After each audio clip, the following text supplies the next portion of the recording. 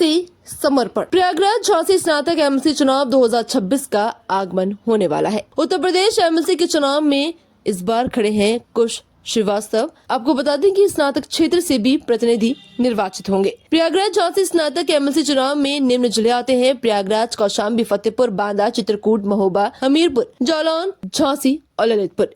यदि आप इन सभी जिलों में से कहीं भी रहते हैं तो आप भी स्नातक किए हुए हैं और स्नातक करने के बाद 3 वर्ष पूर्ण हो चुके हैं तो आप भी मतदाता की सूची में अपना नाम जुड़वा सकते हैं, जिसके लिए आपको पासपोर्ट फोटो, मोबाइल नंबर, आधार, वोटर कार्ड, स्नातक की डिग्री, फाइनल ईयर मार्कशीट, छायापत्री इस नंबर पर व्हाट्सएप कर सकते हैं। नमस्कार। स्नातक एमएलसी के लिए आप आवेदन कर रहे हैं, आपकी क्या क्या तैयारी?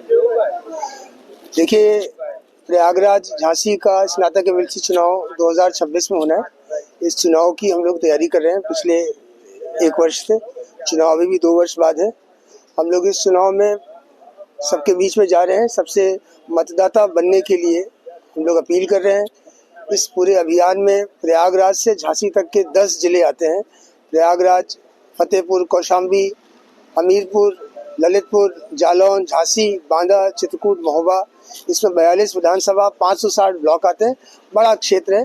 सबके बीच में जाना और ये कहना कि आपको इसका मतदाता बनने के क्या लाभ हैं, क्या आवश्यकता है, सबको प्रेरित करना। इसके लिए हम लोग पूरी एकजुटता से पिछले 1 वर्ष से इसकी तैयारी में लगे हुए हैं। जैसे सर आपने बताया स्नातक चुनाव के लिए तैयारी कर रहे हैं सर स्टूडेंट्स जो ग्रेजुएट हैं, पोस्ट ग्रेजुएट हैं, उनका ये कहना है लगभग 10 साल से बहुत बेरोजगारी फैली हुई है, इस पर क्या कहना है? देखिए, कुछ ऐसे विषय हैं, जैसे आपने बेरोजगारी की बात कही, एक अनएम्प्लॉयमेंट है, एक अंडर एम्प्लॉयमेंट है।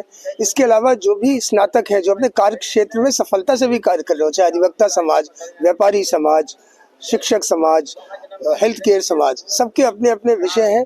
जिन विषयों को लेकर के ये स्नातक एमएलसी एक ऐसा दायित्व है जिसको अपने संरचना की जो उनका कार्य है उसमें अच्छे तरीके से कैसे जो प्रतिशत आज है उसको कैसे बेहतर करा जा सके।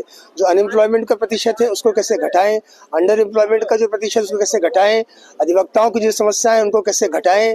इस तरीके के हर एक खंड में काम करने की आवश्यकता है, जो कि बड़े अच्छे तरीके से करने की जरूरत भी है और समय की यही मांग है। सर इलाहाबाद में एक छात्र संगठन है, उनका एक आर्गुमेंट आया हुआ था अभी कि यूपीए गवर्नमेंट प्रति वर्ष रेलवे जो देश की सबसे बड़ी कंपनी है उसका एग्जाम कराती थी, लेकिन जो एनडीए गवर्नमेंट है उसने मात्र 3 बार करा पाया है, वो भी वैकेंसी कंफर्म नहीं है। क्या ये सही है, गलत है, क्या है? एनडीए गवर्नमेंट क्यों नहीं नियुक्ति कर चुनाव? देखिए, इस पूरे विषय पे हर किसी को यही आह्वान रहेगा कि प्रयागराज झांसी का अगर हम उदाहरण लें, यहाँ पे हमारे पास कम से कम 1.5 करोड़ की लोकसभा आबादी है, स्नातक लगभग 60 लाख है। हमको चाहिए कि अधिक से अधिक संख्या में हमको इसका मतदाता बनना चाहिए, अपना अधिकार समझना चाहिए, क्योंकि मतदाता बनना आपका दायित्व भी है और ये आपका एक तरीके से अधिकार भी है कि आपको इसको बन करके एक बेहतर प्रतिनिधित्व का चयन करना, ये आपकी भूमिका है। जैसे आप विधायक का करते हैं, प्रधान का करते हैं, ब्लॉक का करते हैं, वैसे स्नातक अगर आप हैं तो आप प्रयास करिए कि आप मतदाता बनिए और मतदाता बन के अपने मत का प्रयोग करिए। यही मेरा आह्वान।